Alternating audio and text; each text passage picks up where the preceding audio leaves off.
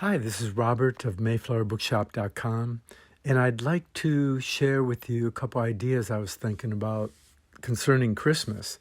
I think the number one thing is the Christmas tree. You see cut trees everywhere, and people get a tree and bring it inside and decorate it and put some of the trees are outside, of course, but people put a tree inside and they decorate it with a star at the top and Christmas presents and gifts for other people.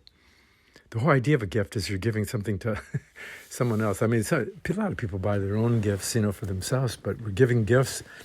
So what is this? What's going on with that Christmas tree thing? And you have, no matter what religion we are, if any, even if you're not of no religion, people kind of buy into the Christmas tree and the Christmas time and the spirit of Christmas. What is the spirit of Christmas?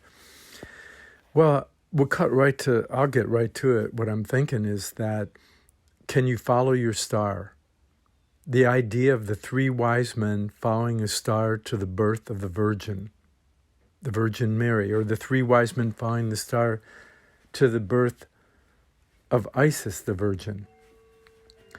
And just like in the book 16 Crucified Saviors by Graves, there's at least 20-some virgins that give birth to the spiritual hero, the starlight, the sunlight. The star is the sun, and the sun is the star. So this whole idea of Christmas, this idea of cutting something down, a tree that is growing, and that it's going to be evergreen, or we enjoy it outside and don't cut it down, but the idea of the star and all these little circular windings up the tree to something that happens at the top. And if you're familiar with metaphysical spiritual ideas, then you'll be familiar with the chakras, or the psychic centers that rise and fall within the etheric astral body of the human being.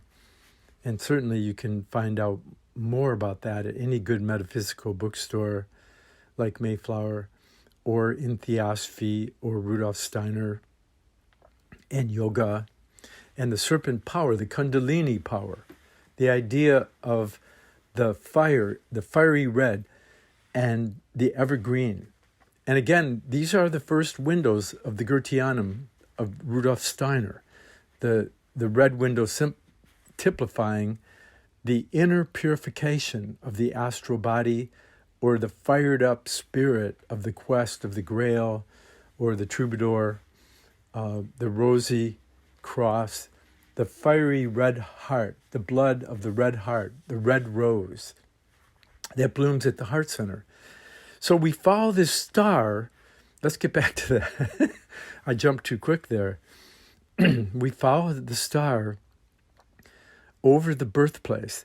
And in previous talks that are more long-winded, I talked about this idea of the higher self, the monad, the reincarnating ego, the Christ self, or the Krishna, the Christos, the Buddha, the star of the Nirmanakaya and Bodhisattva.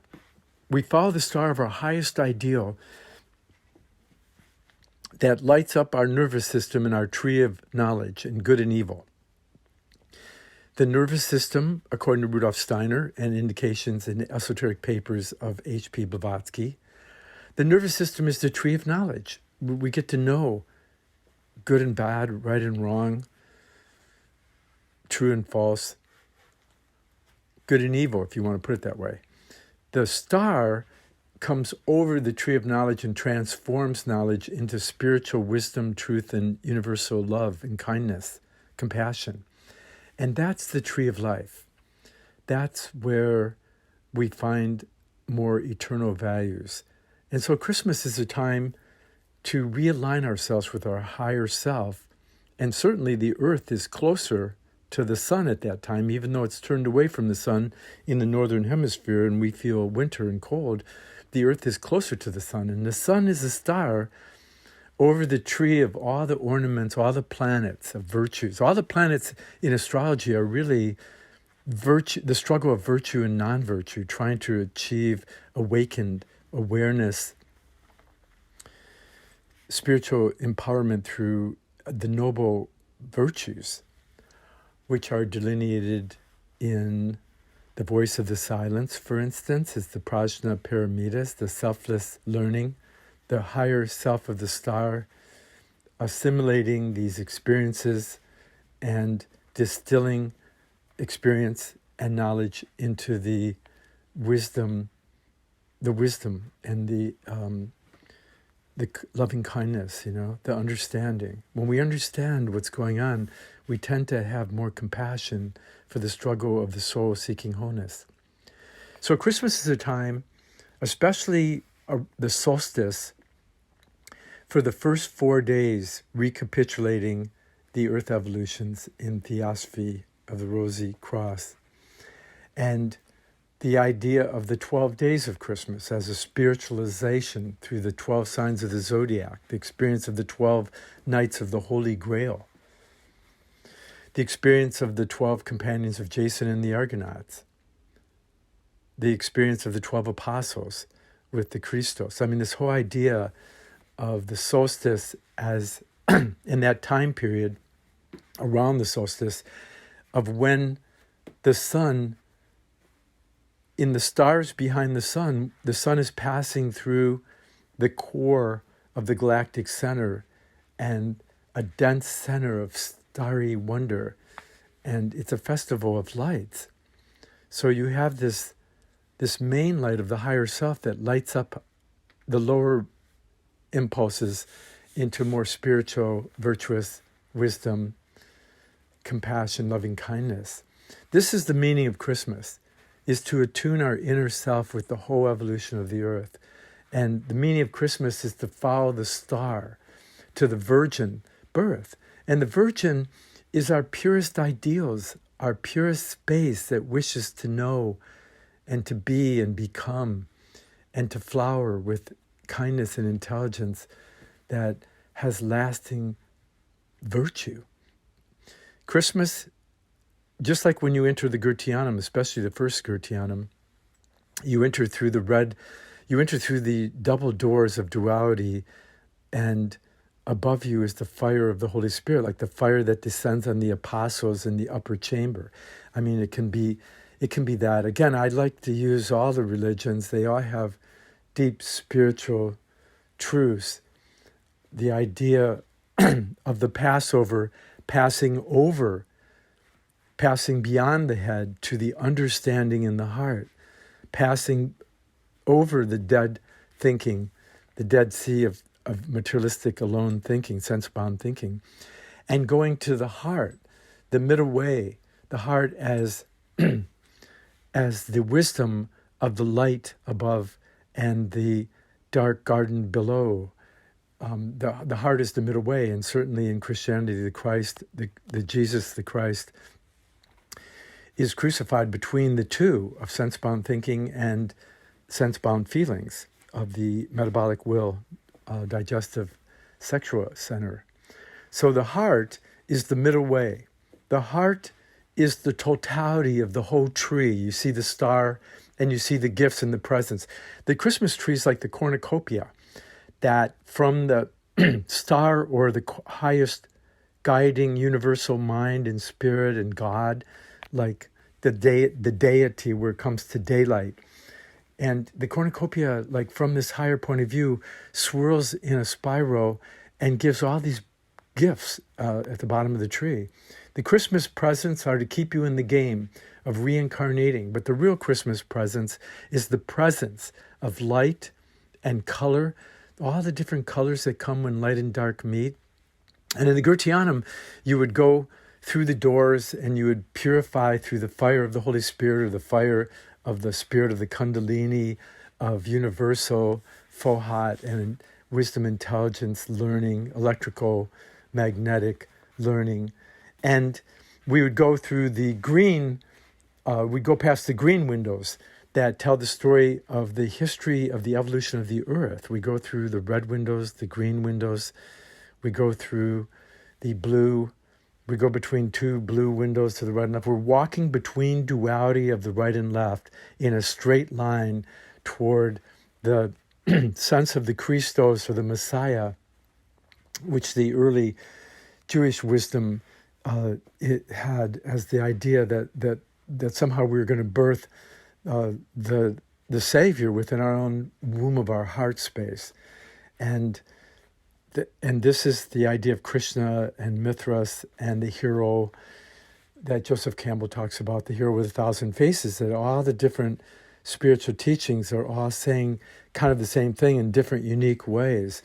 And when you walk through the Goetheanum, you walk through these three doors, and you find the middle way straight toward the center through these seven wisdom pillars of the seven stages of the chakras or the earth evolution or the tones of music, these seven rungs of the ladder of Homer's great initiatory drama of the Iliad and Odyssey, or Goethe's Faust, in two sections, where the first section and second section, where the second sections were going home and getting self-realized. So as we go through the Goetheanum as a mystery drama of our imagination, and we walk through the middle of the physical, emotional, mental, or the thinking, feeling, willing, we're walking through the middle, being purified by the fire of the Holy Spirit, or the divine fire of love. And the Christmas colors are red and green, just like those first two windows of the Goetheanum. And the green is the evergreen, that somehow we stay ever new Zen mind, beginner's mind. We're fresh, and we can survive the winter of, not only winter in outer nature, but the winter of death and rebirth. That this is a whole mystery of the transformation of negative experience into the Buddha Dharma Sangha, into the Dharmakaya, Sambhogakaya, Nirmanakaya, the triple like virtue ennoblement that transforms death into resurrection, or ascension, or a raising of consciousness, like sense of cosmic consciousness, like referred to in Buck's book, Cosmic Consciousness. And so these are, for those of you, I mean, again, what I'm sharing this to people who have studied a little bit. And if you haven't, hopefully here and there, a couple of the images will grab you so that you'll want to like look into the inner development, the inner spiritual, virtuous, religious development, philosophical, love of truth, philosophy development that can balance this crazy world. Right now, the earth is losing its magnetism. The sun is losing its... We're being exposed to stellar rays. The magnetic north is shifting. I mean, there's so many crazy things happening that look apocalyptic. My problem is that we don't have a revelation of insight that helps us all grow. And to increase our magnetism, we need to develop our inner self, our inner values and virtues, and some kind of inner ascertainment of who are we.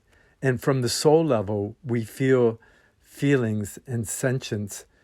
And then we have another side of us that's the intelligence of the world, and a third level of the heart, of the consciousness soul, that I matter and I spirit, and I'm here in this situation in the world.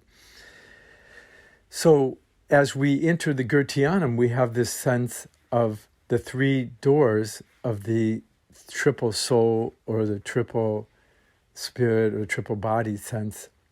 We have this idea of walking through the fire and transcending desire, and having a purifier of I wish I had enlightenment so I could help all those who suffer. And we walk through the red, between the red windows, and we walk between the green windows of this evergreen attachment to nature, and yet wishing to grow beyond it and rise above the soil. And then we go into the blue of the Great Mother and the blue sky, and a more greater sense of vastness and holiness and selflessness. And then we go into the indigo or violet or the purple of where the red and the red and the blue mix And we have this a sense of purple. The king in ancient times, or even the queen, they would wear purple as a symbol of spiritual psychic defense, like in lapis. But much more than that, it was the uniting of heaven and earth, the red earth and the blue sky. And then we go into the Rosicrucian mystery and the idea of the rose that rises above the thorns, and that is our higher self, that part of ourselves that goes through experience to find meaning and purpose and ascendancy, or a sense of co-creative participation with the whole of our life and the future destiny of our friends in the earth. This is what Socrates thought was the key to happiness, was to awaken a more fuller participation. And I think that these festivals like Ishtar and Easter and Astarte and Passover and these ideas of like keeping a light, the Jewish mysticism of keeping a light going through these dark times and keeping the oil and the lamp alive. And that's been an ode fire mystery since Prometheus, who brought the fire of the gods to suffering humanity because of compassion for humanity. There was a sense of giving us intelligence to understand what we're doing to make things happen, the cause and effect of karma and reincarnation. If we understood karma and reincarnation from the 7 levels of our body, the physical, etheric, astral, ego, and the higher trinity or the higher monad, transforming the thinking, feeling, willing into a more virtuous participant, co-creative. So in the Goetheanum, we're walking through these windows. I'm kind of suggesting this as an imagination to inspire and spark your intuitions about yourself and life around you. So we go through the red window, between the red windows and the green and the blue and these windows, the indigo or purple and the rose. And then we go in through, and we also at the same time in the Goetheanum went past the several pillars on each side, the 7 pillars on each side, replicating the 7 earths or 7 cultural epochs, the 7 chakras and the 7 notes of music. So the pillars give us stability, a sense of stability, that we're walking between these pillars. And we're having a sense of cosmic memory of the mineral, plant, animal, and human, and then the angel, and a greater participation with a higher love and truth. We're walking between these colored windows that let in light, that we have light that comes in. Like we follow the star at Christmas time, we have light that comes in to give us light about the dark situations that we have to deal with. And whether that's illness or sickness or helping a friend or a lack of something or too much of something, can be just as much of a problem. Goethe said that evil was too much good. So I mean, when I say evil, I mean like suffering that doesn't bring any kind of growth. And that in a lot of ways, there is no evil or devil outside of ignorance of the true nature of the self and the 7 earths and the 7 levels of consciousness that we have. There's no evil outside of ignorance and delusion, ignorance of the true nature of self and delusion or illusion about external situations and people, the true nature of the other. And the attempt to bring together the highest ideal with the most common everyday happening. And again, you can see that with Emerson, friend of Lincoln, Abraham Lincoln, and his Oversoul and his book Self-Reliance. He very interestingly doesn't use too many buzzwords. I think he does use Brahma and the Red Slayer or something. There's a poem about that. And so that's the idea of overcoming the red desire for the red fire of universal freedom and spirituality. It's really important that we get some kind of inner development, because we're living in a time where so many countries around the world don't allow freedom. There's no, the United States and a few other places are the experiment of democracy. Are we intelligent enough to hold our freedom in loving kindness and better the world? And we're at a very critical place in history where it asks each one of us to find our unique, spiritual, virtuous, higher octave contribution to our everyday life. And it's not about just giving money, although that can be very important. It's about giving time and intelligence to situations that help awaken. Like biodynamic gardening, you're helping to awaken an inner earth with the rhythms of the stars. And I mentioned earlier about the lack of magnetism of the earth, and we're losing our protective aura. And it's calling upon us each, as we lose our protective aura, to awaken a noble sense of higher calling and virtue that will recreate a magnetic field in ourselves, in our family and friends, in our culture, in our community, and our earth. And so for this reason, I think that's very, very helpful. Just like people go to college to get a degree in something that will earn them an honest living and a job, hopefully, there are certain things to study that can help one to have inner development and what's called spiritual development, or their form of unique religiosity or ethical value, ethical individuation toward a compassionate politic and economic and lifestyle for the sake of the whole world. And that is, I think, H.P. Blavatsky's attempt in her sharing Theosophy. And I mentioned in other lectures the many interesting people that read her for virtuous ideas to inspire and spark them toward a new lifestyle that would be healing to the planet, ennobling to the individual, uplifting to the soul, and inspirational to the spirit. And Rudolf Steiner and all of his many gifts of curative communities and biodynamic gardening and Waldorf schools and sacred architecture, and this idea of the Goetheanum, where we walked past the 7 pillars and we walked past the red window and then the 4 next windows, and the almost replicating the 5 cultures, the 5 cultural epochs, and of which we're leaving the sub-impulse of that. We're going into the Aquarian Age, which is kind of a 6th cultural epoch of uniting spiritual thinking with heart feelings, awakening the intelligence of the heart. The scientists can tell you that they've discovered neural cells in the heart and that the heart could be capable of thinking, but it's we who have to learn to think with the heart and to awaken its own higher powers and not just be robotons and asleep, following unconscious dictates.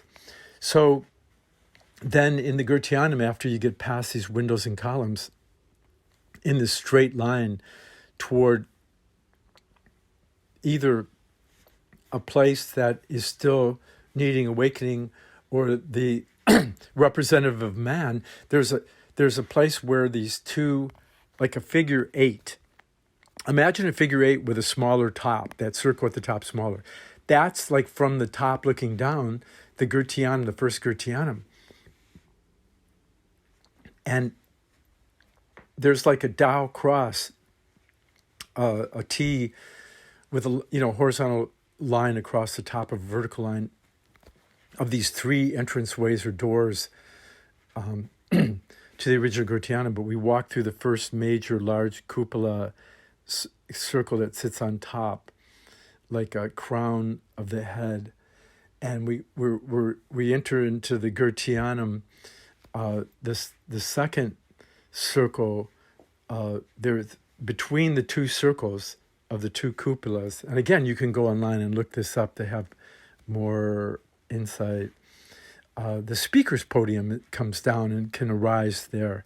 And Rudolf Steiner would give talks there, and you would see these 12 pillars in the next room, and you'd see, after you'd go past 6 pillars on the right and left side, you would see the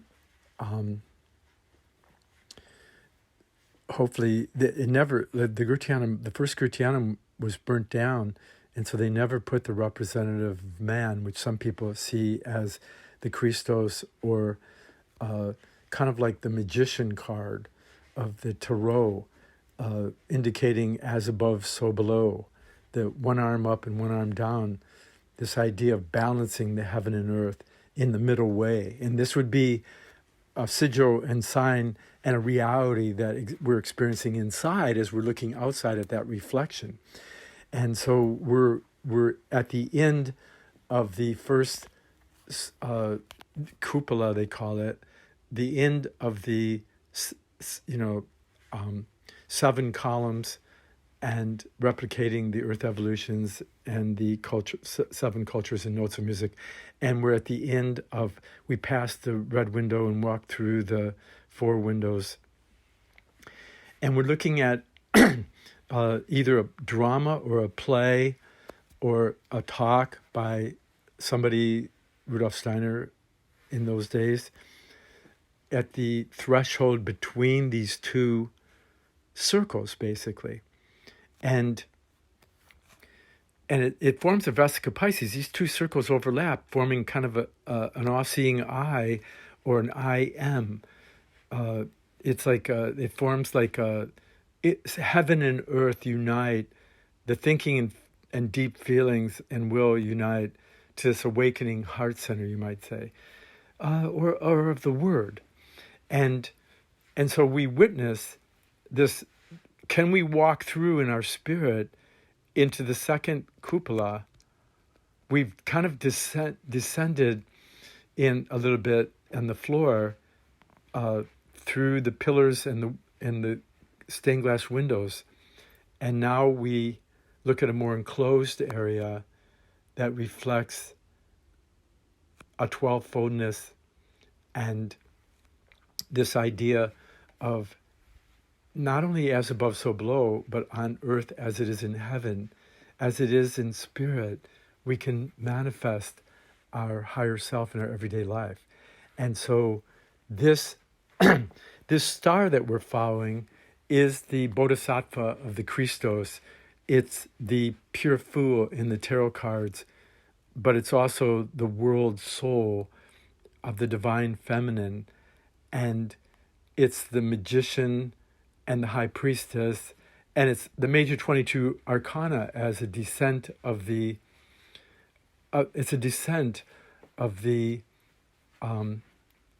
spirit into matter, and a turning point in time of a death and rebirth, a death of our separate self and a rebirth of our higher self.